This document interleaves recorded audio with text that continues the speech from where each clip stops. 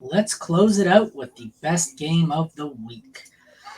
Never thought I'd say that about a Lions game. Lions at Cowboys. Helps that we have two starting quarterbacks. Seventh best matchup for Dak, 19th best matchup for Goff.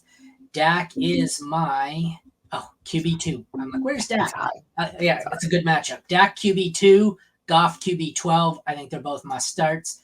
Neither team is all that great on defense, and this could be a high scoring one. But I also said last night was going to be a low scoring game, and then they put up 50 points in the first half. So Where Joe Flacco just wrecked everybody's plans. But yeah. With Prescott, you're getting the Lions defense that has struggled like the second half of the year. So overall, I got Dak Prescott QB4. You're firing him up everywhere. You should get a vintage Dak game and the good side, not the bad side. And Jared Goff. It's interesting enough, both these quarterbacks have these games where they have really great games and they struggle. I expect this game to be a complete shootout, so I want both these quarterbacks in all my lineups.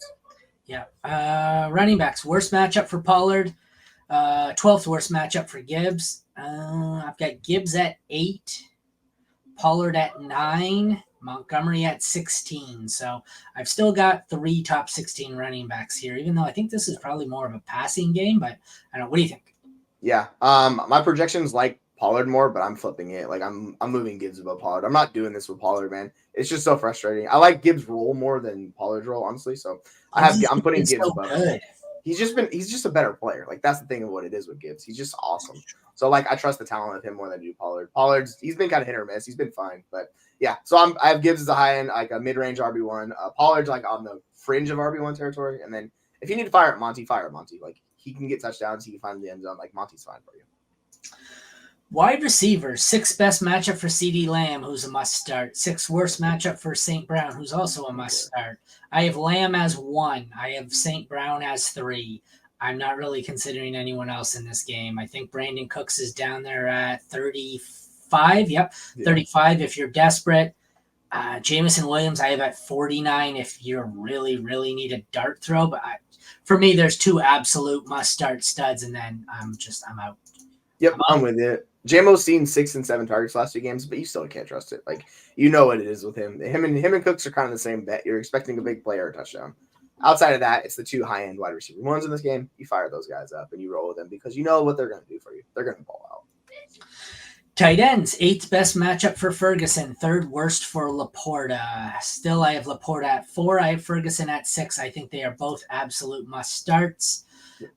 The kickers, it is the 4th worst matchup for Michael Badgley, 8th worst matchup for Brandon Aubrey. Aubrey's still my kicker 1 on the week.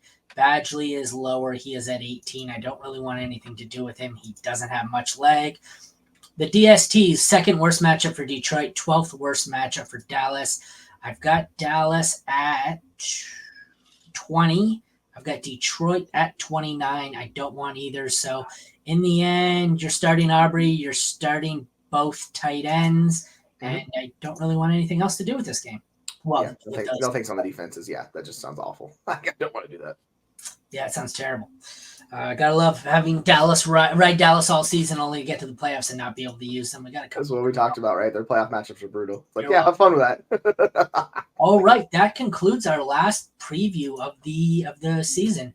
We are back Sunday at noon with our last sit start show of the week, and then Monday at noon we're going to be doing our season recap instead of a game recap.